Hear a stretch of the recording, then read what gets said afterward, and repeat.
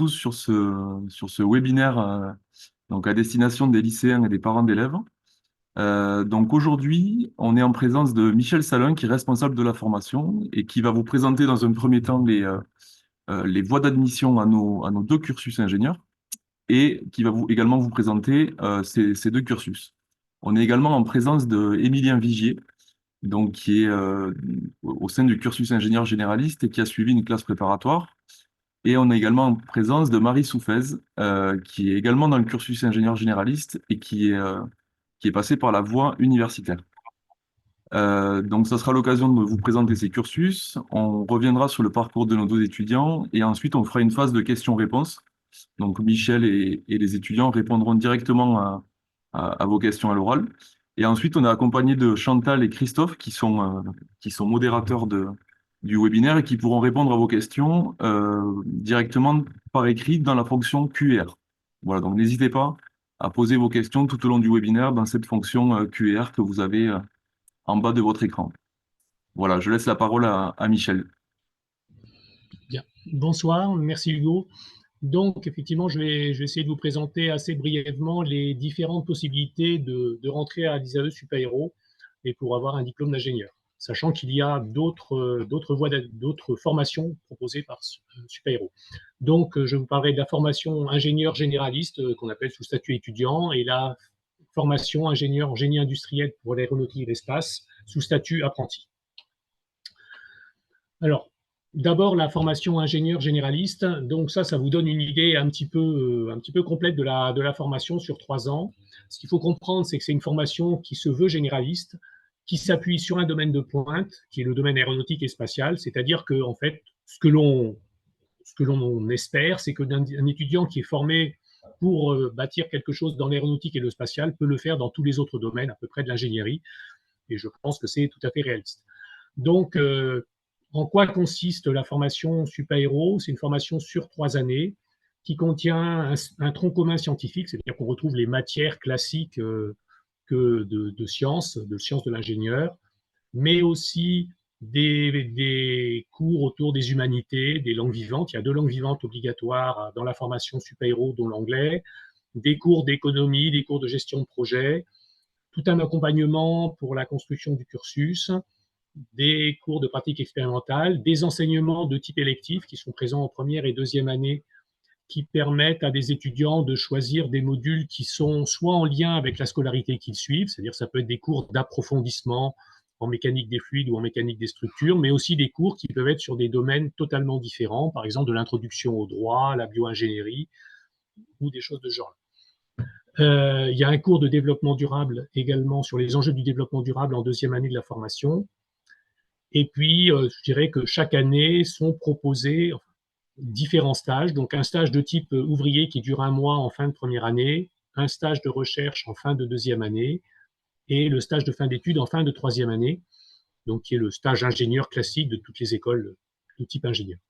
Donc, en troisième année, on a ce qu'on appelle aussi un domaine d'application et une filière d'expertise. Je reviendrai dessus juste après.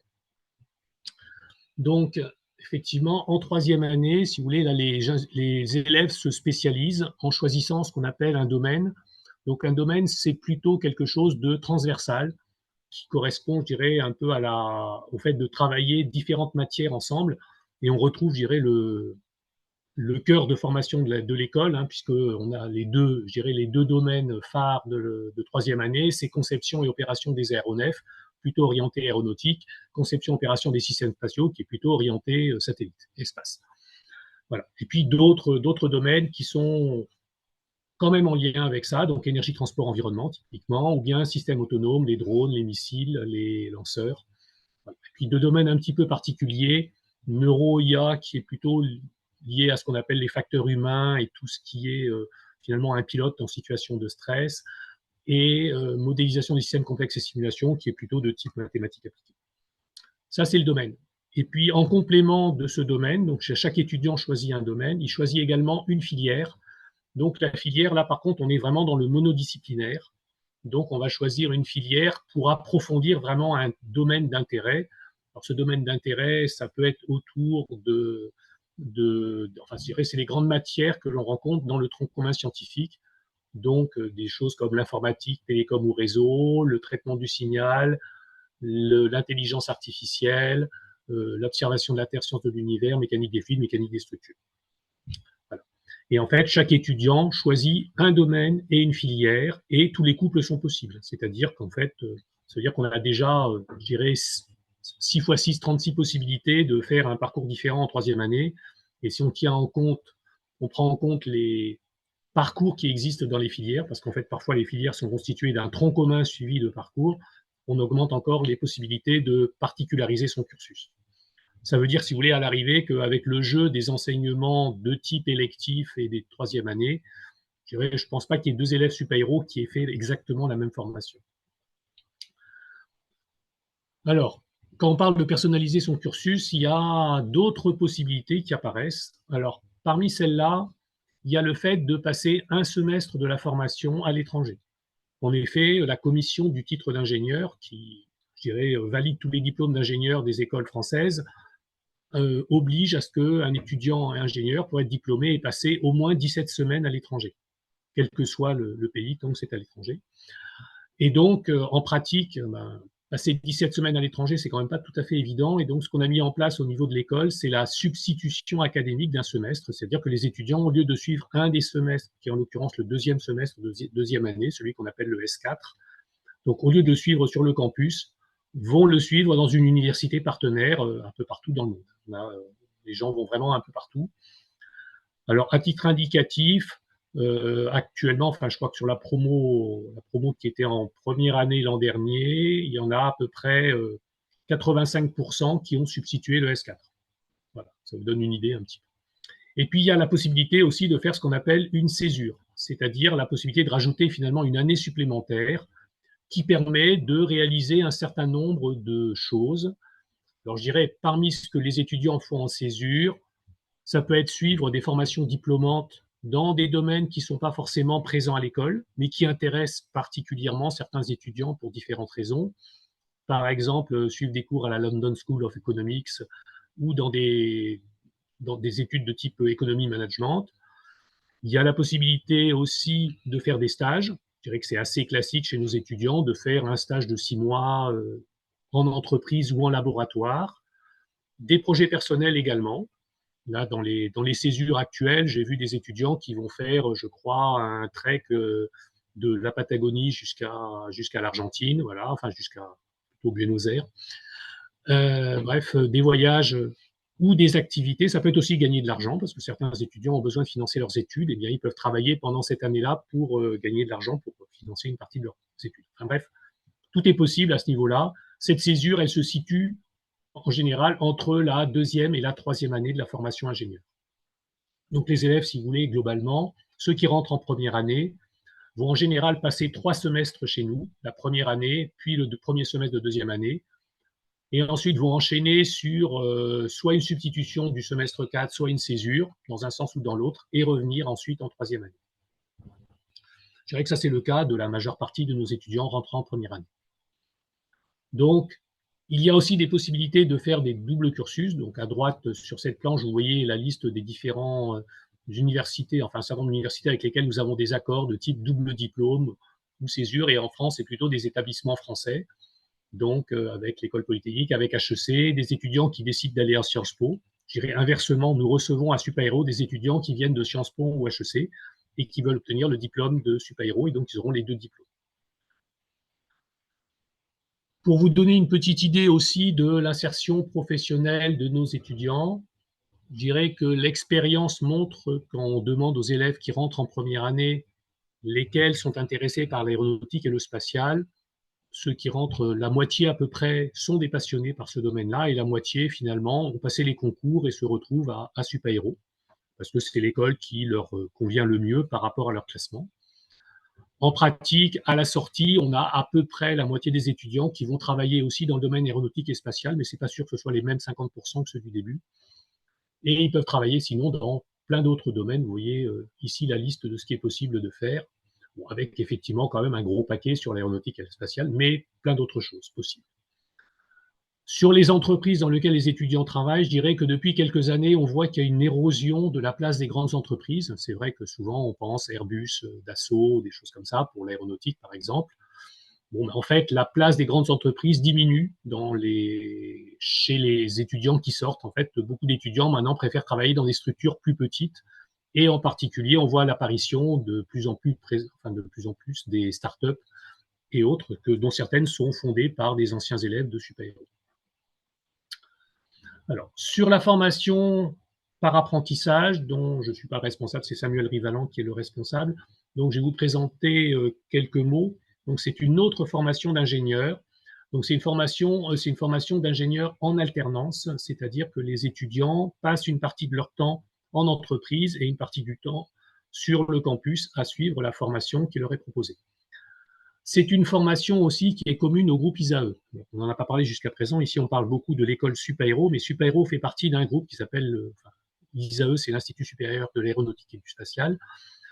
Ça regroupe un certain nombre d'écoles en France qui, je dirais, sont orientées très aéronautique et spatiale, dont l'ANSMA de Poitiers et SUPMECA en région parisienne. Et donc, ces écoles du groupe ISAE ont décidé de créer, il y a quelques années, avec le soutien du groupement des industriels français de l'aéronautique et le spatial, une formation d'ingénieur en alternance.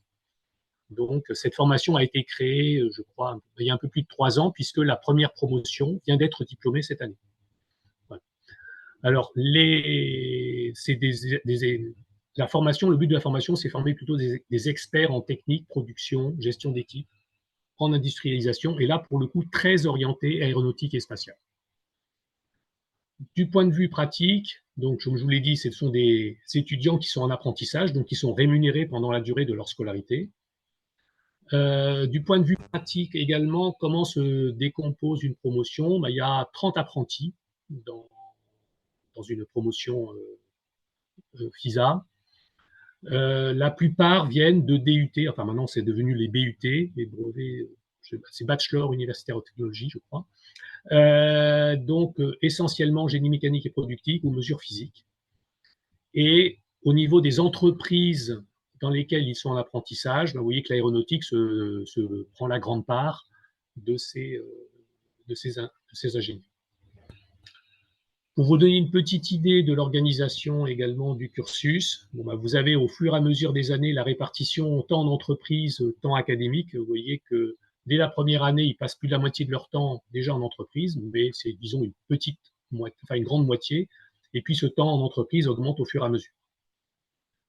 Ce qui est prévu au niveau de la formation aussi, c'est que c'est la même formation pendant les 2 premières années, mais qui est répliquée à l'ANSMA et à SUBMECA, et puis donc à Super-Héros.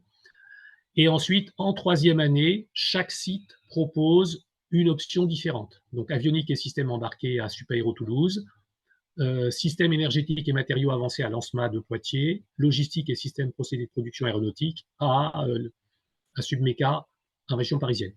Voilà, donc en fait, les étudiants vont suivre, je dirais, les mêmes cours pendant les 2 premières années et peuvent éventuellement changer de site au cours de leur 3e année en fonction des places, parce qu'il y a à peu près 30 étudiants sur chacun des sites.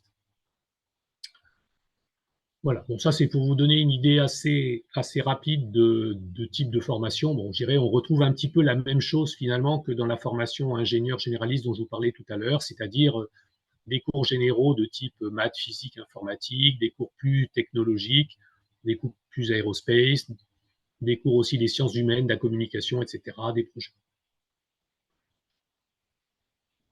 À propos des voies d'admission maintenant, donc je vais revenir un petit peu sur les deux formations. Alors donc cette planche, je dirais, vous présente là la totale.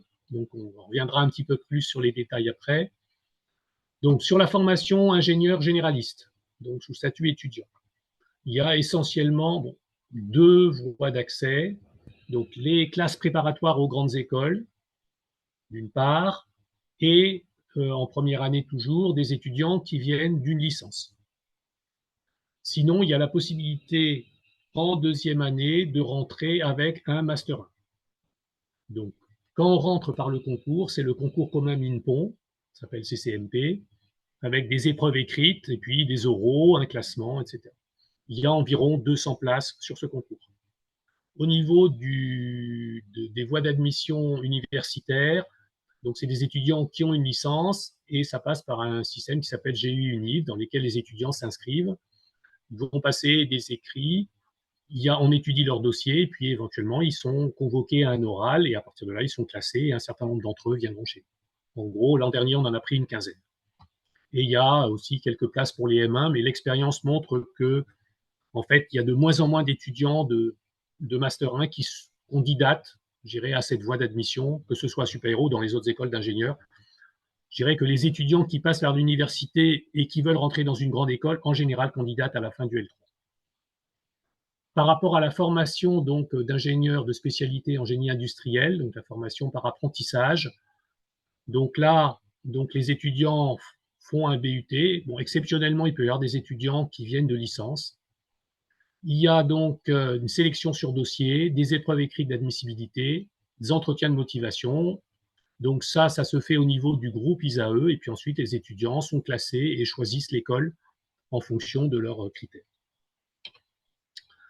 Donc je reviens un petit peu sur la formation donc statut étudiant, enfin la formation ingénieur généraliste. Donc le concours commun MINPON, donc c'est un concours qui regroupe plusieurs écoles d'ingénieurs françaises. Je dirais qu'au moment si vos enfants vont en classe préparatoire, en fait ils vont passer plusieurs concours. Il y a le concours des écoles centrales qui regroupe donc les écoles centrales Supélec, Centrale Nantes, Centrale Marseille, etc. Donc le concours commun MINPON, c'est l'école des mines de Paris, l'ISAE Super-Héros, l'ENSTA Paris, l'ENSTA Bretagne, Télécom, enfin bref, il y a une dizaine d'écoles comme ça. Donc les étudiants vont passer un certain nombre d'épreuves écrites. Certains d'entre eux seront retenus à l'oral. Donc si vous voulez, vous avez l'an dernier, il devait y avoir à peu près 13 500 candidats à l'écrit. Il y a environ 4 400 admissibles, c'est-à-dire des gens qui vont passer l'oral. Et il y en a à peu près 1 500 qui vont rentrer dans une des écoles de ce concours. Concernant plus spécifiquement Super-Héros, donc au niveau des places proposées, donc je vous dis, il y en a un petit peu moins de 200. Donc la filière où on en prend le plus, c'est la filière qui s'appelle physique et sciences de l'ingénieur, PSI, suivi des MP, maths physique 68. Et puis ensuite, il y a les filières PC, MPI, physique, technologie PT et TSI. Donc, si vous voulez avoir des renseignements plus précis à ce niveau-là, le mieux, c'est d'aller, je crois, sur le site du concours, en particulier pour avoir peut-être des statistiques sur les prépas, où est-ce qu'on intègre en fonction de telle ou telle prépa. Bon, ceci étant, bon, peut-être pour en dire deux mots rapidement, les élèves pourront peut-être compléter tout à l'heure pour Emilien qui a passé par les prépas. Donc, je dirais que c'est difficile de dire est-ce qu'il y a une prépa qui est mieux qu'une autre. En fait, toutes les prépas ont normalement les mêmes programmes de formation. Donc la question, c'est plutôt où est-ce que votre enfant se sentira le mieux. Alors, les grandes prépas, bon, souvent, c'est dans les grandes villes. Bon, s'il doit déménager, ça peut être plus ou moins facile à vivre pour lui. Donc, ça peut être un élément à prendre en compte. Je crois que le concours commun MINPON est quand même accessible à la plupart des prépas. En tout cas, quand on voit ceux qui rentrent à Super-Héros, ils ne viennent pas exclusivement des 4 ou 5 grandes prépas françaises qui, elles, en mettent plein à l'X ou à Centrale. Je dirais, ça vient d'un peu partout en France. Donc, je pense que le point important, c'est que votre enfant se sente a priori bien là où il ira. Je pense que le programme sera correct dans tous les cas. Les admissions sur titre, donc ça passe par GU Univ. Donc, là aussi, les candidats passent enfin c'est mutualisé au niveau de plusieurs écoles qui ne sont pas forcément les mêmes que celles du CCNP. Il y a l'école polytechnique, il y a les arts et métiers en particulier. Enfin, il y a une quinzaine d'écoles qui sont dans ce concours-là. On a environ 300 candidats qui vont passer des épreuves écrites. Nous, on retient environ 120 admissibles qui vont ou pas venir passer les entretiens de motivation. Je crois que l'an dernier, on en a à peu près 90 qui sont venus, et puis on en prend entre 10 et 20. Bon, en fait, voilà. Donc, entre licence ou master. En pratique, pour nous, on privilégie quand même des étudiants qui ont fait des licences scientifiques en lien avec les matières que l'on rencontre beaucoup chez nous, c'est-à-dire physique, mathématiques, mécanique, énergétique. Je dirais qu'une licence de chimie, par exemple, alors qu'on n'a quasiment pas de chimie à l'école, Bon, c'est pas évident. Je dirais l'étudiant aurait quand même de fortes chances d'avoir de grosses difficultés et a priori, il y a peu de chances qu'on le retienne, très honnêtement. Par contre, on a retenu déjà des étudiants qui ont fait des licences d'informatique, même si l'école n'est pas directement orientée informatique. Voilà. Alors, ça veut dire qu'au niveau des voies d'admission sur l'école, pour vous donner une petite idée, donc on a des étudiants, je vous dis, qui viennent sur le concours commun Minpon ou bien la voie universitaire licence en première année. On a à peu près 200 étudiants. Ils sont rejoints en deuxième année par une centaine d'étudiants, dont beaucoup de doubles diplômes internationaux, donc des étudiants en particulier italiens, belges ou espagnols, qui viennent suivre les cours de deuxième année et qui auront le diplôme de super-héros au bout de la deuxième et de la troisième année. Des doubles diplômes nationaux, je l'ai dit tout à l'heure, par exemple des HEC, des Sciences Po, des ESPCI, quelques M1, des ingénieurs de l'ENSTA Bretagne, des IETA, des officiers, des auditeurs qui, juste eux, viennent suivre seulement certains cours. Et enfin, en troisième année, on a aussi quelques élèves polytechniciens qui nous rejoignent, puisqu'on est une des écoles d'application de l'école polytechnique, et aussi des auditeurs qui viennent suivre uniquement la troisième année, par exemple, qui ont substitué en fait leur troisième année dans leur école d'origine par une troisième année chez nous. Concernant la formation d'ingénieur en génie industriel, donc sous statut apprenti, donc comme je vous le disais tout à l'heure, la procédure de recrutement elle est commune aux trois écoles. Donc on a eu ces derniers temps environ 500 candidats, 200 admissibles pour les entretiens de motivation et 120 à 130 admis. Alors, ce qu'il faut bien voir, c'est qu'une fois qu'un étudiant est admis, donc une fois que le jury lui a dit qu'il était admis, en fait, ceux qui sont recrutés sont les premiers à trouver des contrats. C'est-à-dire que l'étudiant sera pris à partir du moment où il a un contrat d'apprentissage. Donc là, après, c'est un peu la course de vitesse pour trouver des contrats d'apprentissage. Maintenant, les entreprises aussi sont intéressées par récupérer des apprentis et proposent aussi à des étudiants de venir. Donc ça veut dire qu'il faut quand même anticiper, pour ceux qui passent ce genre de concours, le fait de chercher des entreprises dans lesquelles ils vont faire leur apprentissage. Pour conclure, deux mots sur le campus et la vie étudiante. Là aussi, les étudiants pourront compléter tout à l'heure. Donc, sur le campus, on a une résidence étudiante, c'est-à-dire qu'on peut accueillir, je dirais, l'essentiel des étudiants qui arrivent en première année, ils viennent d'un peu de toute la France, et la plupart habitent sur la résidence. Souvent, après, ils vont s'installer plutôt en centre-ville, en colocation. Mais en tout cas, il y a la possibilité sur la résidence d'accueillir les étudiants dans une résidence avec une maison des élèves, des équipements sportifs, donc un campus qui est le long du canal du Midi, si vous voulez. Donc je revenais sur le fait que les étudiants sont en colocation. Grosso modo, le canal du Midi amène je dirais en un quart d'heure, 20 minutes en vélo au centre-ville. Voilà, donc c'est tout à fait envisageable de travailler, enfin d'habiter plutôt dans le centre-ville de Toulouse et de venir à Super-Héros pour suivre les cours. Voilà, il y a une piscine, des équipements sportifs. Enfin bref, c'est très agréable et sur un beau campus qui a été quasiment complètement rénové depuis, l'année dernière. Et enfin, donc, comme dans beaucoup d'écoles d'ingénieurs, énormément de clubs, ça peut être des clubs techniques. Il y a quelques étudiants, là, la photo en bas à gauche illustre le fait qu'il y a un club spatial où ils s'amusent à lancer des microsatellites, des clubs de modélisme, un Fab Lab sur l'école, des clubs sportifs, des clubs sur l'art, des organisations aussi, par exemple Air Expo, qui est qui va être le plus grand meeting aérien du sud-ouest de la France, qui est complètement organisé par des étudiants de Super-Héros et de l'ENAC, l'École nationale d'aviation civile, qui est en face de Super-Héros. Donc là, je crois que je vais m'arrêter ici et donc passer la parole aux étudiants. Merci de votre attention. Alors, je sais pas. Emilien, donc. Je sais pas, Marie, ou tu veux commencer? Je sais pas. Vas-y, il n'y a aucun problème. Vas-y. Bonsoir à tous. Donc, moi, je m'appelle Emilien. Je suis étudiant en deuxième année en cursus ingénieur généraliste, donc FISE à Super-Héros. Du coup, c'est moi, j'ai fait la filière classique pour intégrer Super-Héros, donc 2 ans de prépa, le concours et ensuite intégré en première année. J'ai intégré une classe préparatoire après un bac S. Je pourrais pas trop parler nouvelle filière du bac parce que je suis la dernière année où il y a eu le bac S. Moi, je ne connais pas tout ce qui est nouveau. Donc moi, bac S et ensuite prépa scientifique, une PCSI en région parisienne. Pas forcément la plus grande, la meilleure classe préparatoire du monde. J'ai même d'ailleurs refusé une classe préparatoire qui était meilleure. J'étais admis au lycée Hoche à Versailles, qui est une très grande classe préparatoire française, que j'ai refusé pour aller dans un établissement plus petit. Donc, comme quoi, le classement des prépas, il fait pas tout. Donc, 2 ans de classe prépa, PCSI. Après, en deuxième année, pour ceux à qui ça parle, une psy, physique, sciences de l'ingénieur. Et j'ai passé le concours Minpon. Enfin, 3 concours. J'ai passé 3 concours, du coup, parce que comme Michel Chalin vous l'a dit, il y a plusieurs concours. Donc, Minpon pour Super Héros, et généralement, les élèves passent 2, 3, voire 4 concours. 4 concours pour se donner la possibilité d'accéder à toutes les écoles.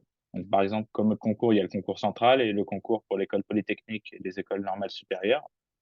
Et donc, sur Minpon, j'ai été admissible, c'est-à-dire que j'étais autorisé à participer aux écrits aux oraux, pardon. Et à la suite des oraux, ben, j'étais suffisamment bien classé pour intégrer l'école.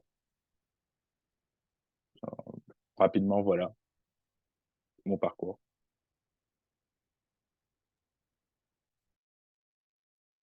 Alors, j'espère que vous m'entendez bien. Bonjour à tous, moi c'est Marie Soufès, j'ai 25 ans et j'ai donc intégré Super Héros par la voie universitaire. Donc c'est pour ça que mon parcours scolaire a été un petit peu plus long que prévu. En fait, j'ai commencé par une classe prépa, MPSI, dans une petite moyenne prépa en Bretagne. Et bon, j'avais justement choisi une petite prépa parce que ça me faisait un petit peu peur. On a beaucoup d'a priori sur la prépa et il s'est avéré que c'était quelque chose qui me correspondait pas du tout. Et donc après beaucoup de réflexion, j'ai décidé de changer d'orientation. Donc déjà, j'ai pris un peu de temps pour faire d'autres choses. Et l'année d'après, je me suis inscrite donc dans une licence de mathématiques fondamentales, toujours à Brest, et dans un parcours un petit peu particulier. Donc ça existe dans certaines universités. Moi, ça s'appelait PMRC, Parcours mathématiques renforcés et concours. En fait, c'était comme une prépa avec des cols, des DS, des DM et un encadrement un petit peu personnalisé, et ça nous préparait intensivement au concours des grandes écoles. Donc, j'ai effectué les 3 ans de licence et pendant la dernière année, j'ai préparé les concours GEI Univ. Entre autres, j'en ai passé d'autres, mais c'était celui-ci qui m'intéressait le plus parce qu'il y avait Super Héros dedans, évidemment.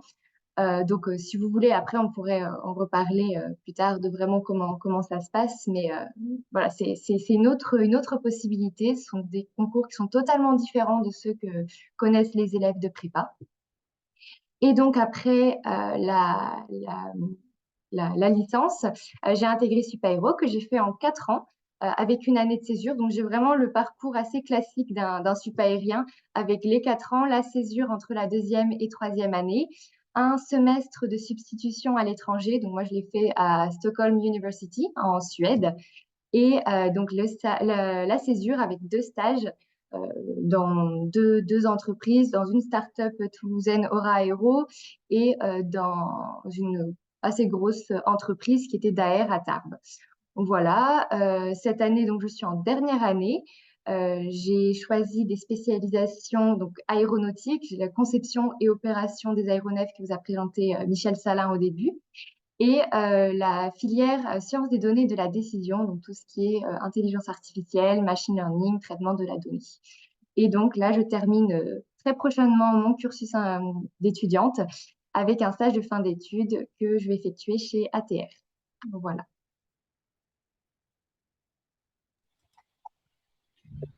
Merci beaucoup, tous les deux.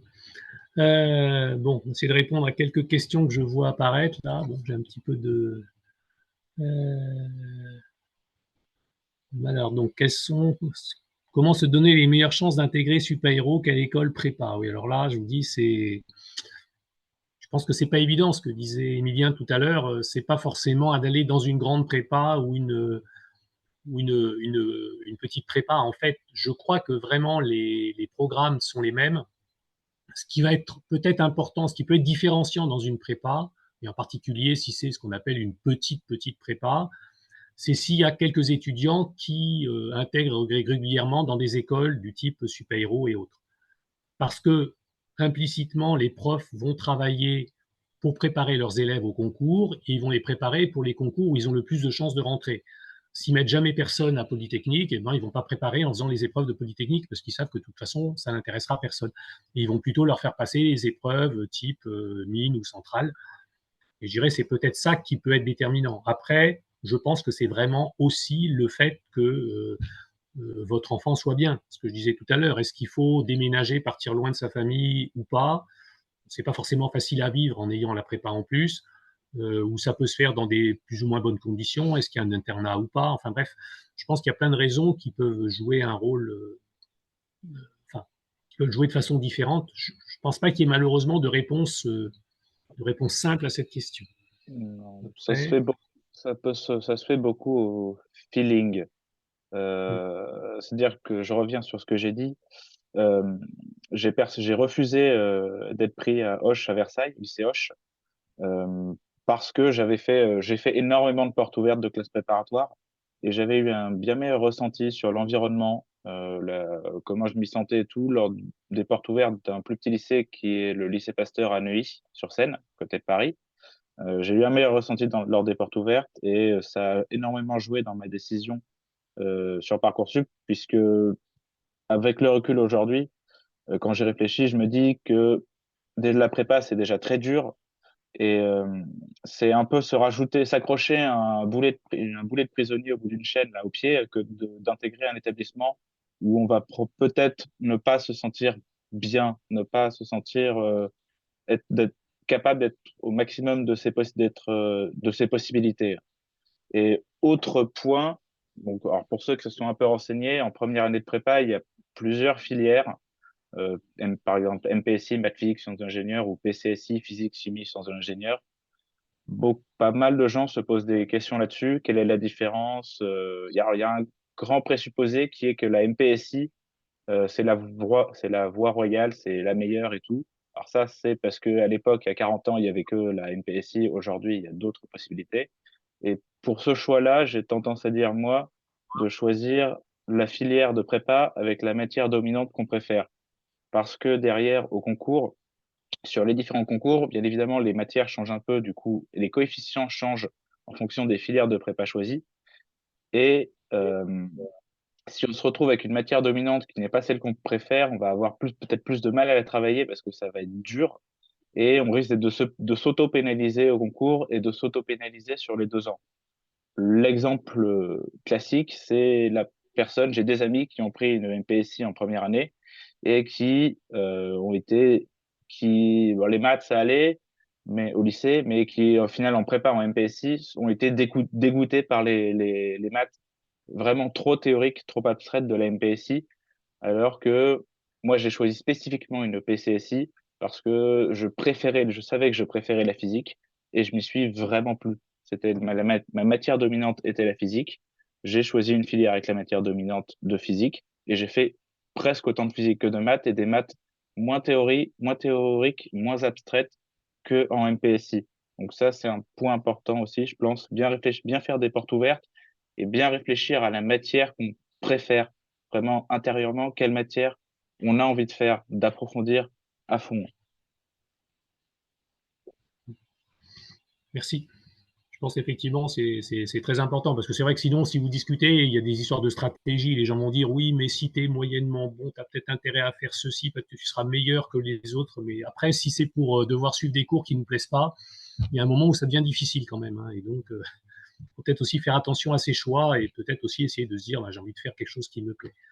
Après, par rapport à une question que je voyais passer là aussi sur le fait qu'est-ce qui se passe quand les élèves qui échouent au concours. Bon, ce qu'il faut bien voir, bon, d'abord, les concours, on peut les repasser. On appelle ce qui s'appelle 3 demi et 5 demi, c'est-à-dire que les étudiants passent les concours en fin de SP et éventuellement peuvent redoubler et repasser les concours l'année suivante s'ils n'ont rien eu ou bien s'ils sont mécontents de ce qu'ils ont eu la première fois. Je crois qu'actuellement, il doit y avoir plus de places dans les écoles d'ingénieurs en France qui recrutent sur concours que d'élèves en classe préparatoire. C'est-à-dire que dans l'absolu, tout élève a des chances de rentrer dans une école d'ingénieur. Maintenant, voilà. Après, s'il dit c'est Polytechnique ou rien, là, ça devient plus compliqué. Mais sinon, je dirais qu'il doit pouvoir s'en sortir. Et sinon, vraiment, s'il n'a pas de chance ou vraiment ça s'est mal passé, ça peut arriver aussi. Hein, il y a des moments où il n'était pas bien du tout, il était sans être malade. Et puis de toute façon, même s'il est malade, je dirais les concours, ça arrive quand ça arrive et il n'y a pas d'excuse. À ce moment-là, il peut aussi revenir vers l'université dans les filières scientifiques. Si vous voulez, actuellement, de toute façon, la France manque beaucoup de scientifiques en général et d'ingénieurs en particulier. Et même par l'université, on peut aussi revenir sur des filières scientifiques et revenir après dans le monde de l'ingénierie. Alors après, il y a quelqu'un qui écrit aussi, est-ce qu'il n'y a que 2 places pour les TSI sur toute la France? Non, non, non, c'est 2 places à Supaéro sur le concours TSI. C'est ce que je vous avais montré tout à l'heure, c'était le nombre de places. Si je remonte la planche, si elle est toujours à l'écran. Voilà, là, les places qui sont en bas de cette planche, c'est le nombre de places ouvertes à Supaéro. Il y en a beaucoup plus que ça, et sur l'ensemble des concours, je vous dis, il y a à peu près 1500 élèves qui intègrent. Donc, c'est bien qu'il y a beaucoup plus de places. Alors, il y a quoi? À quoi ressemblent les TP à Supaéro? Je crois qu'il n'y a pas beaucoup de TP à Supaéro, en fait. Là, je ne sais pas, les élèves, si vous avez des choses à dire sur ce qu'on a comme TP, mais je crois que quand même, bon. Non, c'est vrai qu'on a quasiment aucun TP à Supaéro. Le seul moment où on pourrait en avoir, c'est lors du projet pratique expérimentale qui est en première année. Première année. Voilà. Première année, si ça existe toujours. Et donc là, c'est un gros projet où on fait vraiment, ça porte bien son nom, pratique expérimentale. Par exemple, moi, j'avais déterminé la portance d'un des avions de Supaéro. Donc, on avait des TP en vol, on allait dans l'avion et on faisait des expériences avec l'avion. Donc, ça, c'était très chouette, mais c'est à peu près tout au niveau technique. Sur les électifs, il y a possibilité sur les seconds semestres d'avoir des électifs qui proposent jusqu'à 15-20 heures de TP. Voilà, c'est ça. Effectivement, je pense qu'il y en a dans certains électifs. Il peut y en avoir aussi dans certaines filières de 3e année, éventuellement. Mais c'est vrai que la grande difficulté que l'on a et qui fait que c'est difficile à mettre en place, c'est que maintenant on a des promotions de 200 à 300 étudiants et que 200 à 300 étudiants à faire passer sur un banc d'essai, ben, c'est pas évident. Alors je dirais, à mon avis, là où peut-être il y a une partie TP qui ne se dit pas ou qui se cache, c'est dans les clubs techniques. C'est-à-dire que quand les étudiants mettent en place, conçoivent des fusées et les lancent, ou bien conçoivent des drones, ou travaillent sur des drones, ben en fait, c'est des travaux pratiques. Après, je dirais aussi que le poids du numérique est devenu de plus en plus important, c'est-à-dire qu'énormément de gens font ce qu'on appelle de la simulation numérique, que ce soit en mécanique des fluides ou en mécanique des structures, et en fait, finalement, ne réalisent plus des TP au sens manipulation d'un objet, mais plutôt au sens faire tourner un code de calcul et regarder ce qui se passe. Alors, est-ce que c'est des TP, est-ce que c'est pas des TP là, la discussion peut commencer, mais voilà. Oui, on n'a pas que des cours, on a beaucoup de ce qu'on appelle des bureaux d'études, des BE, qui sont tout au long de l'année, et pour chaque cours, on en a. Et donc, c'est quand même une application à ce qui est vu pendant les cours magistraux. Ça ne ressemble pas à des expériences comme on pourrait en faire au lycée, mais ça reste de l'application à ce qu'on fait en cours. Voilà. Après, là, je vois quelqu'un qui parle de PPL pour l'accès à la voie universitaire. Alors, moi, je dirais que au niveau du recrutement universitaire, quand même, ça commence déjà par l'examen des dossiers. C'est-à-dire que ce qu'on regarde quand même essentiellement, c'est le dossier de l'étudiant, son parcours, les notes qu'il a eues au cours de sa scolarité, le type de licence qu'il a faite. Ensuite, il va passer à un écrit. Donc déjà, on fait une première sélection sur dossier, je dirais essentiellement. Il y a une deuxième, ensuite, il y a une deuxième semi-sélection qui est qu'il passe des QCM. Donc dans les QCM, d'ailleurs, ce qui est intéressant de noter, c'est que plusieurs épreuves sont proposées. Je crois qu'il y a une épreuve de maths, de physique, et puis après, il y a des épreuves d'électronique, d'informatique, d'électricité, de machin. Mais en fait, vous n'êtes pas obligé de répondre à tous les QCM parce que certains étudiants ne sont pas capables, puisque de toute façon, en fonction de leur filière, ils savent répondre aux uns et aux autres. Donc nous, ce qu'on regarde, c'est c'est les notes qu'ils ont dans les domaines où ils sont censés être compétents. C'est vrai que quelqu'un qui a fait complètement de la physique qui ne répond pas au QCM d'électronique, c'est pas forcément surprenant, de mécanique. Voilà. Et puis après, il y a l'audition. Et l'audition, effectivement, c'est essentiellement sur motivation. Je dirais, on n'est pas là pour vous poser, enfin, on ne pose pas des questions sur, c'est pas des oraux de type maths, physique ou autre. Hein, c'est vraiment, là, c'est pourquoi vous voulez venir à Supaéro, qu'est-ce qui vous intéresse. Et c'est vrai qu'à ce moment-là, si vous avez déjà un intérêt fort pour l'aéronautique depuis un moment, à travers le fait que vous avez passé, par exemple, des brevets de pilote ou des choses comme ça peut être un élément à ce moment-là qui peut commencer à compter, je dirais.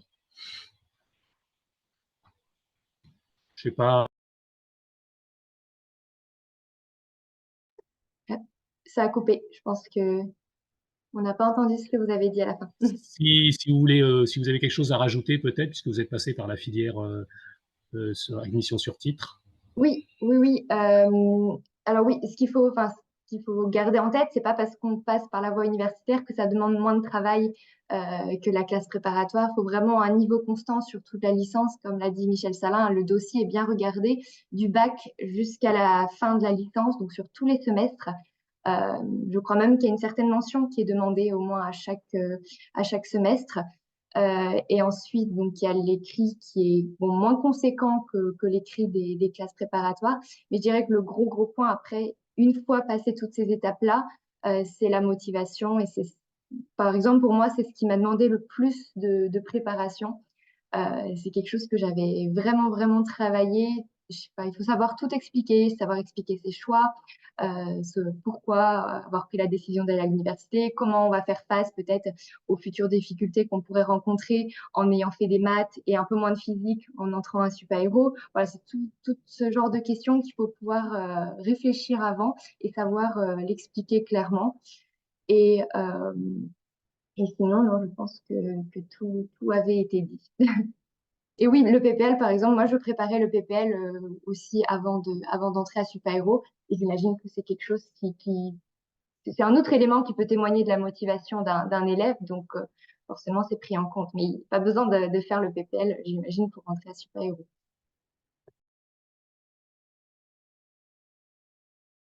Merci.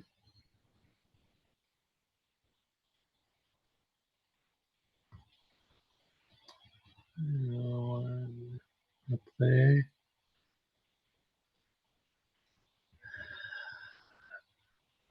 Il y a une question sur est-ce qu'on prend des étudiants qui ont fait un bachelor. Alors là, comme ça, sur les doubles diplômes, je ne saurais pas vous dire exactement. Disons qu'il faut qu'on regarde un petit peu plus près. Actuellement, c'est vrai qu'on a toute une discussion là sur le recrutement en première année avec un équivalent bachelor. Parce que jusqu'à présent, en France, en fait, on avait la licence d'un côté et puis les classes prépa de l'autre. Et c'est vrai que commencent à apparaître des étudiants qui ont des niveaux, on va dire, bac plus 3 à travers ce qu'on appelle les bachelors. Là-dessus, on n'a pas complètement décidé ce qu'on va faire. Par contre, avec le PFL, on a des accords pour que des étudiants de l'EPFL viennent en double diplôme chez nous.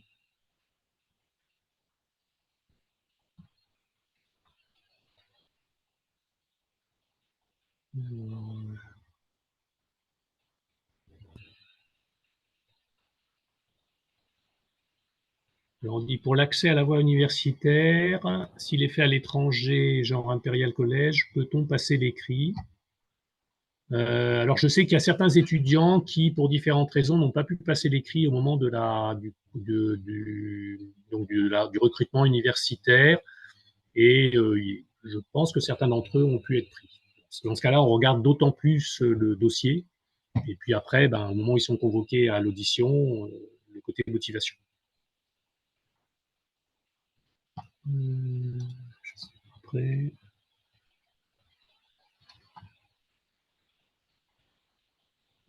Il y a une question pour les étudiants aussi. Dans quoi souhaitent-ils travailler après leur diplôme? Là, je ne réponds pas. Tu veux commencer, Emilia? Non, vas-y, t'avais commencé, vas-y. Ok. Moi, je veux travailler dans l'aéronautique. Donc, vraiment, tous mes choix de cursus, de parcours, de domaine et de filière étaient en fonction de ma passion pour l'aéronautique. Donc, j'aimerais bien travailler plutôt dans une grosse entreprise, je pense. J'ai fait tout. J'ai testé start-up, une moyenne entreprise, on va dire groupe familial et grosse entreprise. Et pour l'instant, c'est ce qui me correspond. Et j'aimerais beaucoup travailler en partie avant-projet, conception préliminaire des avions, pour notamment toutes les questions, travailler sur l'avion du futur, l'avion plus durable. Voilà.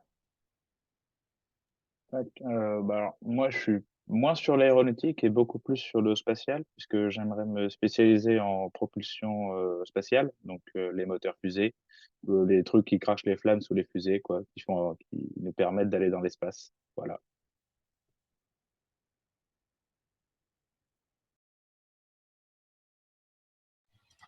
Ok, sinon dans les questions, je vois aussi, est-ce qu'il y a des étudiants à l'ISAE qui veulent devenir astronautes et est-ce que sa formation peut aider à travailler avec l'ESA? Alors, oui, il y a des étudiants de l'ISAE qui veulent devenir astronautes. Il y en a même quelques-uns qui le sont, puisqu'il y en a beaucoup qui ont dû entendre parler de Thomas Pesquet, qui est un ancien élève de Supaéro. Et donc, et puis il y en a une nouvelle là, j'ai oublié son nom. Vous pouvez m'aider, Chantal? C'est qui a Sophie été Adenou. retenue? Voilà, Sophie Adenau, qui a été retenue aussi pour être astronaute et qui a fait aussi Supaéro.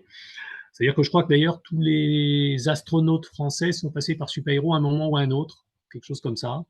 Voilà. Bon, maintenant, c'est pas pour autant que c'est une condition suffisante, hein. Il faut quand même le vouloir.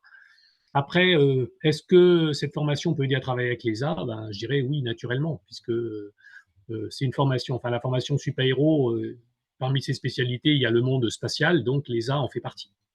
De la même façon qu'on a des étudiants qui vont travailler au CNES aussi après. Voilà, après, ben, il faut qu'il y ait des places, que ça corresponde, etc. Mais en tout cas, ça fait partie du possible. Tout à fait. Euh, Alors après, l'histoire de spécialité en lycée, là, j'avoue que je ne sais pas trop quoi dire. Moi, je dirais que ça dépend beaucoup de ce que vous voulez faire. C'est-à-dire que si vous voulez faire une classe préparatoire, Maths d'après ce physique que obligatoire. je crois que c'est maths physique, on n'a pas trop le choix. Il y a beau y avoir maintenant une nouvelle filière en prépa qui s'appelle maths physique informatique. Je pense qu'il faut quand même mieux faire maths physique en terminale que de faire informatique, quoi qu'on en dise. Donc je dirais là, actuellement, on n'a pas trop le choix. Par contre, si c'est pour aller après en licence, en se disant je vais candidater sur une école d'ingénieur en passant par la licence, là je dirais il y a moins ce côté peut-être dossier hyper pointu pour les prépas, et donc là le choix je pense peut être plus large. Je veux juste revenir sur le dernier point, dossier hyper pointu. Pour la prépa, il n'y a pas besoin d'avoir 19 sur 20 de moyenne générale en terminale. J'ai un ami enfin j'ai même plusieurs amis qui avaient 13-14 et qui ont fini dans de très bonnes écoles. Il y en a même un qui a fini à l'ENS de Paris-Saclay, sans pour autant avoir eu 18 de moyenne en terminale. Donc, faut pas forcément se caler sur. La moyenne est importante, elle va être importante, oui, sur la sélection, sur dossier, sur Parcoursup, mais derrière, euh, des gens qui peuvent avoir 19 de moyenne en terminale peuvent peut-être, par exemple, déjà être au maximum de leur capacité de travail et ne pas pouvoir travailler plus en prépa. Ça, c'est une réalité. Alors que des personnes qui ont une moyenne un peu plus faible ont encore une ressource en capacité de travail très importante et vont pouvoir travailler encore plus en prépa. Ça, c'est à prendre en compte aussi. C'est qu'il faut être capable d'encaisser la marche et de pouvoir fournir le travail en plus. Et ça, des personnes qui peuvent être très bonnes au lycée, par exemple, peuvent ne pas être capables de le faire. Alors, c'est pas une généralité, c'est des cas rares, mais ça peut arriver. Donc, faut pas se dire, j'ai 14 de moyenne générale, c'est foutu pour la prépa. Alors, c'est peut-être foutu pour les très grandes prépas, voire les grandes prépas, mais pour des prépas moyennes qui permettent quand même d'avoir accès à Super Héros, c'est pas foutu, non. Et sachant que derrière, ce qui va primer, c'est le travail personnel. C'est du moment que vous êtes dans une prépa correcte, qu'on est dans une prépa correcte, derrière, faut cravacher, faut travailler. Et si on se donne, ça paiera, généralement. Oui, oui. Oui, c'est ça, ce que je disais tout à l'heure. De toute façon, il y a grosso modo autant de places en école d'ingénieur que d'élèves en classe prépa. Donc, si vous visez bien et si le prof vous aide à bien viser les concours, passiez des concours où vous avez des chances réalistes d'être pris, je dirais, vous trouverez presque certainement une place. Ça, c'est pas un problème. Et je dirais par ailleurs aussi, par rapport au recrutement, je crois qu'il est parfois plus difficile de rentrer dans certaines formations type INSA, qui sont en fait type prépa intégrée finalement d'une certaine façon. C'est plus difficile de rentrer après le bac que de rentrer dans certaines classes prépa. À l'INSA de Lyon, il faut avoir plus de 16 de moyenne générale au bac. C'est ça, Il y a des personnes qui rentrent en prépa en ayant moins de 16 de 16 c'est de ça. moyenne générale en prépa. C'est ça. Et au point de vue, je dirais, des classements des écoles d'ingénieurs, l'INSA de Lyon passe derrière pas mal d'écoles du concours CCNP. Donc, c'est pas forcément représentatif la difficulté à rentrer, je dirais, en première année de celle de passer des concours. Souvent un peu compliqué. Et juste pour revenir sur les spécialités, je pense que, enfin, je conseillerais quand même de choisir le maths expert. C'est un nouveau. Vous m'entendez bien? Je m'entends, Oui, un peu de mal, mais c'est bon. ça résonne. Et oui, de bien choisir quand même maths expert, parce que pour la suite, que ce soit en prépa ou à l'université, les programmes en fait n'ont pas forcément changé en études supérieures alors qu'ils ont changé au lycée. Et pour pouvoir moins subir ce grand gap entre lycée et études supérieures, le maths expert est quand même très très recommandé.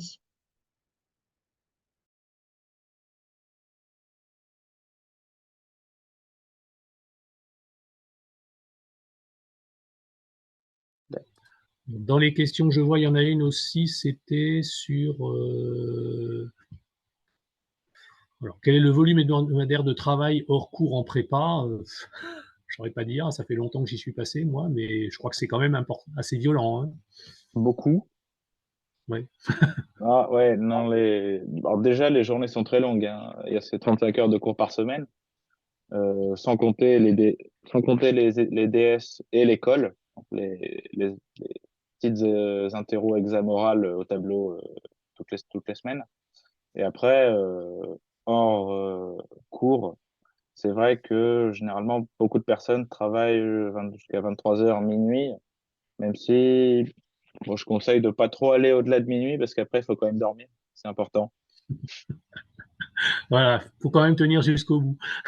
Donc, c'est important. Non, mais après, je sais pas, là, je vois quelqu'un qui dit les taux d'insertion sont pas les mêmes suivant les prépas. Oui, c'est vrai. C'est vrai que, je sais pas, Louis le Grand va mettre 50 personnes à l'X tous les ans. Bon, ben, très bien, super. Euh, le problème, c'est où se situera votre enfant dans la cohorte des élèves qui sont là. Parce que, si vous voulez, il faut bien voir aussi un point, c'est que quand on prend le système des prépas, en gros, les prépas ratissent que je dirais, des premiers de classe. Donc, on met que des premiers de classe dans une même classe. Donc, il y en a, si on en met 50 dans une classe, ben, il y en a un qui sera 50e à l'arrivée. Quand il a l'habitude d'être en tête de classe, ça va lui faire tout drôle quand même. Donc, ce qui ne veut pas dire qu'il n'intégrera pas une bonne école, soit dit en passant. Mais pour le moral, ça peut être très difficile, surtout s'il a eu l'habitude d'être vraiment en tête de classe. Donc, et puis, je veux dire, comme le disait Emilien, c'est quand même beaucoup du travail personnel au niveau des concours. Donc, oui, vous pouvez être dans une prépa où il n'y en a qu'un qui vient à Super Héros tous les ans, mais si vous êtes celui-là, ça suffit. C'est pas parce que vous êtes dans une prépa où ils en mettent 5 ou 6 que parce que vous y êtes, vous avez plus de chances d'arriver à Super Héros. Ça Après, dépendra aussi du travail personnel. il faut faire attention au nombre, je pense, d'admis chaque année à Super Héros par prépa. Parce que si on prend par exemple le lycée Fermat à Toulouse, oui, ils en envoient 25 mais parce qu'ils sont voisins et parce qu'ils ont envie de rester chez papa et chez maman et donc ils viennent à Super Héros beaucoup. Mais pour d'autres classes préparatoires, moi, du lycée d'où je suis venu en prépa, où j'ai été en prépa, dans ma classe, en deuxième année, il y en avait chaque année un, deux maximum qui allaient à Super Héros, et je pense que c'est pas tant une question de niveau, parce que chaque année, les 10 premiers de la classe étaient admissibles à l'école des ponts, donc ça veut dire qu'ils pouvaient rentrer à Super Héros aussi, mais plus une question d'attrait et d'envie pour aller à Super Héros spécifiquement.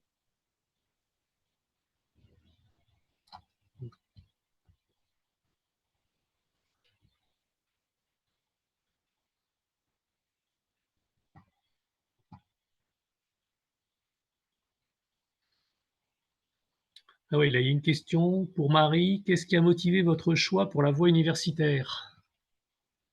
Ah oui, c'est une bonne question. Alors, je n'avais pas du tout prévu d'aller à l'université à l'origine. C'est vraiment parce que je ne me suis pas plu en prépa que il a fallu que je trouve autre chose et que la voie universitaire c'est un petit peu dévoilé comme ça en face de moi et c'était vraiment finalement la bonne solution.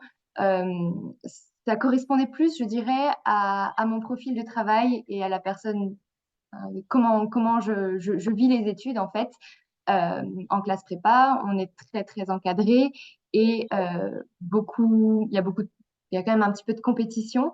J'aurais tendance peut-être même à dire il y a plus de compétition dans des petites ou des moyennes prépas que dans des grosses prépas, d'après mon expérience personnelle et de ce que j'ai entendu autour de moi.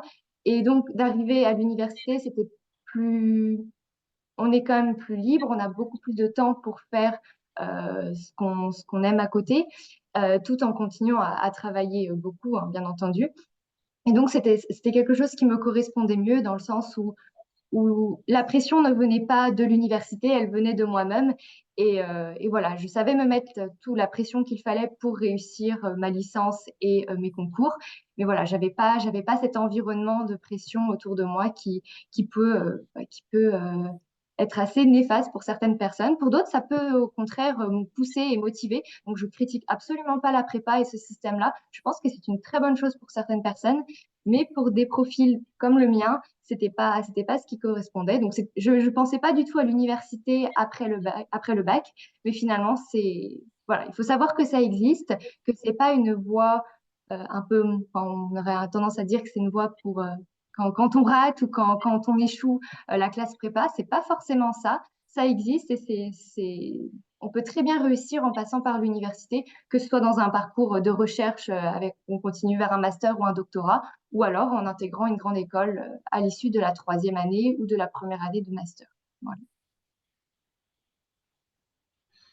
Oui, et de fait, il y a quand même beaucoup d'étudiants. Je vous disais tout à l'heure, là, il y a à peu près 300 candidats pour le GU Univ. Donc, je crois qu'il y en a beaucoup qui sont recrutés dans des écoles d'ingénieurs. Donc c'est une voie tout à fait possible. Je pense effectivement que c'est vrai que peut-être une grande différence entre la prépa et l'université, c'est que la prépa, par certains côtés, c'est plus facile au sens où l'étudiant, il est tout le temps surveillé, enfin, il est tout le temps sous pression.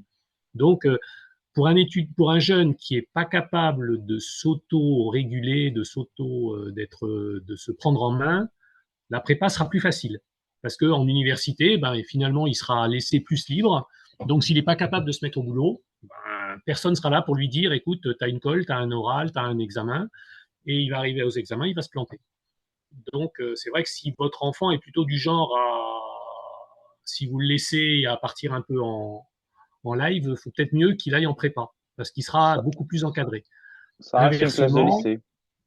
voilà, c'est ça reste du lycée, des versions bien, voilà, c'est ça. Les gens sont surveillés quand ils sont absents, etc. À la fac, c'est pas le cas. Euh, Par contre, c'est aussi très très prenant. C'est vrai qu'en université, souvent, bon, enfin pour avoir fait passer les entretiens donc des étudiants qui viennent chez nous, souvent c'est parce qu'ils ont aussi des passions à côté et qu'ils n'ont pas envie de tout sacrifier au travail, au machin. Ils ont des choses qu'ils ont envie de continuer à faire à côté, de la musique, du théâtre, des choses comme ça, ou du sport. Et du coup, ben, ils se sont dit, ben, si je fais une licence universitaire, je garde du temps à côté par rapport à la pression que j'aurai en prépa. Voilà, c'est aussi des questions de choix. Et là aussi, je ne crois pas qu'il y ait une solution meilleure qu'une autre. Enfin, ça dépend vraiment de la personnalité de celui qui le fait et de ses objectifs. Ce qu'il faut voir, par contre, c'est que dans les deux cas, on peut arriver au même endroit. C'est ça qui est bien, à défaut. Oui, ouais, comparé à la classe préparatoire, en université, on a moins de cours. La différence, c'est qu'en classe prépa, il y a beaucoup de cours et peu de temps pour travailler, mais il faut quand même l'utiliser pour travailler. À l'université, on a un peu moins de cours et donc plus de temps libre, mais il faut vraiment utiliser ce temps libre-là pour travailler et bon, pour les loisirs aussi forcément, mais il faut pas, voilà, c'est pas aller à l'université pour forcément pour aller faire la fête ou pour avoir beaucoup de temps libre. Non, non, le temps libre qu'on nous donne, c'est vraiment pour le travail personnel et pour aller plus loin et continuer à travailler les cours en fait qui demandent du travail à l'extérieur. Peut-être il y a moins ce côté-là en prépa.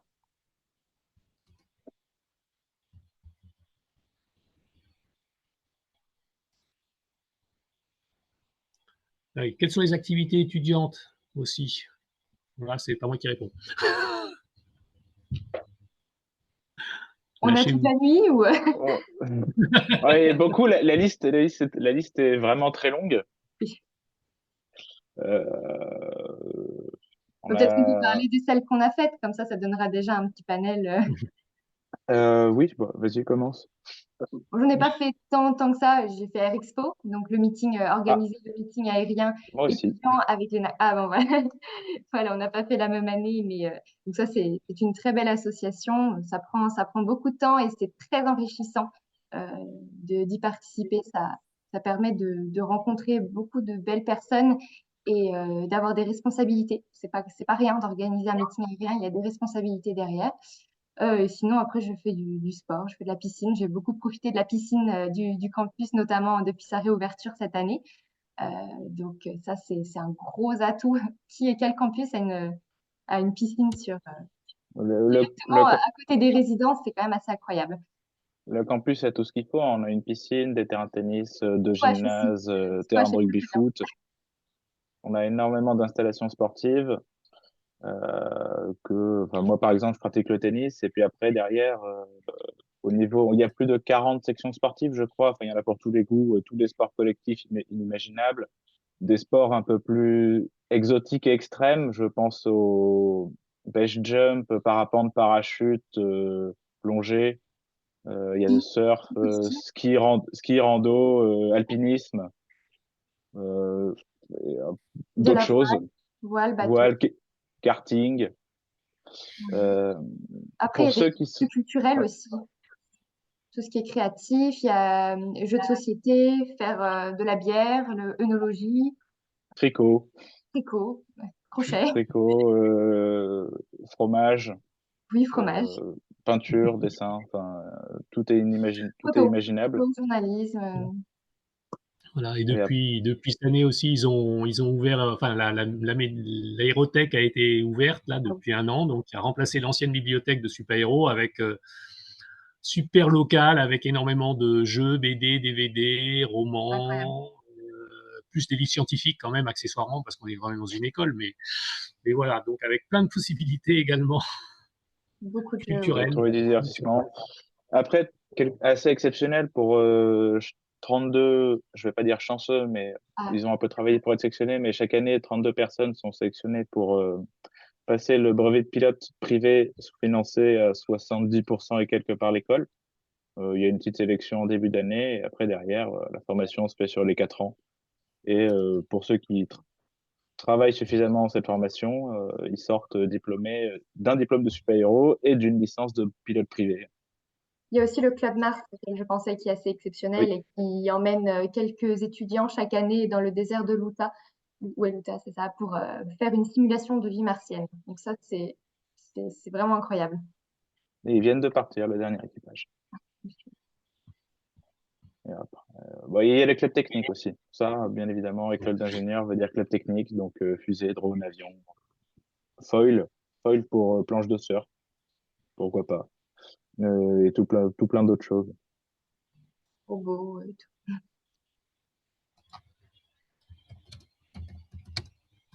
Marie, du coup, il y a encore une ou deux questions concernant les prépas, pardon, les CUPGE et ton parcours. Tu peux Ah oui, s'il te plaît? Merci. alors, En fait, il y a une question sur le rythme en étant passé par une prépa ou par l'université. Christophe est en train de répondre. Et il y a une question de David, la différence entre ton parcours et les CUPGE. Merci Marie. alors, les CUPGE, donc je connais un petit peu moins parce que je n'ai pas fait de CUPGE, mais je pense que ça ressemble beaucoup au parcours que j'ai fait, donc le parcours PMRC qui n'existe plus dans l'université de Brest. Et donc, c'est en plus du parcours classique universitaire, euh, on ajoute des cours qui sont un peu plus encadrés, souvent en plus petits comités. Moi, par exemple, j'étais dans une classe de 15 personnes. J'avais 10 heures de cours en plus que les cours universitaires normaux. Et donc après, selon les universités, il peut y avoir des DS, des DM, des cols, un peu comme en prépa. Moi, pour ma part, rien n'était noté. J'avais le fonctionnement, la simulation d'un fonctionnement de prépa, mais sans que ce soit noté, sans qu'on soit classé. C'était vraiment une aide pour nous préparer au concours. Donc, je pense que enfin, c'est vraiment pas obligatoire pour préparer les concours aux grandes écoles. Par contre, ça peut vraiment être une aide souvent les professeurs sont très disponibles dans ce genre de structure et connaissent bien les concours, donc peuvent nous permettre nous préparent un peu plus de manière personnalisée en fait en fonction des concours qu'on veut faire. Mais je connais moins le système du CUPGE.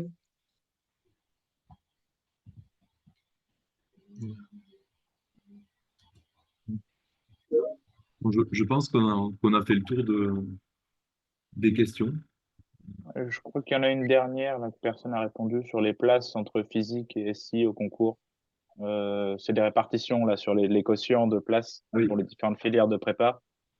Je voulais juste dire que ça existe, mais c'est indicatif dans le sens où si jamais il n'y en a pas assez de personnes qui veulent super-héros dans une filière de prépa, les places sont redistribuées dans une autre filière. Donc chaque année, ces quotas-là, genre par exemple 68 places pour les MPSI, ça bouge. C'est-à-dire qu'on peut en avoir 100 une année et 50 l'autre année parce que il n'y a pas eu assez de personnes en MPSI, qui sortent d'une MP qui voulaient super-héros. Ok, merci Emilien. Merci merci aux intervenants, donc à Michel, Emilien et Marie. Merci à Christophe et Chantal pour la modération des questions. Et puis, merci à tous de vous être connectés à ce webinaire. Si vous avez encore des questions, n'hésitez pas à nous écrire à l'adresse info-programme@isae.fr. Donc, c'est l'adresse que j'ai mis dans le chat. On vous répondra. Et ensuite, pour ce qui est du replay de ce webinaire, on va le diffuser sur notre chaîne YouTube et on l'enverra donc à tous les. On vous l'enverra en fait à tous les inscrits à ce webinaire, donc soit demain, soit la semaine prochaine. Voilà, je pense que j'ai fait le tour. Les étudiants, peut-être le mot de la fin, si vous avez. Bah, avec plaisir, en tout cas, n'hésitez pas à candidater pour cette école. Nous, on s'y plaît. Enfin, je parle pour moi, en tout cas, je m'y plais. Non, je m'y plais aussi. Hein. Et si on est là aujourd'hui, c'est vraiment que ça se passe très, très bien. Et donc, voilà, n'hésitez pas, c'est une école où on s'épanouit réellement.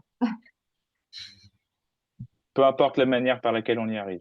Oui, il y en a pour tous les goûts, pour toutes les personnalités. Et c'est ça qui est génial. Super. Merci. Merci à tous. Bonne soirée. Bonne soirée. Merci, bonne soirée. Merci, bonne soirée.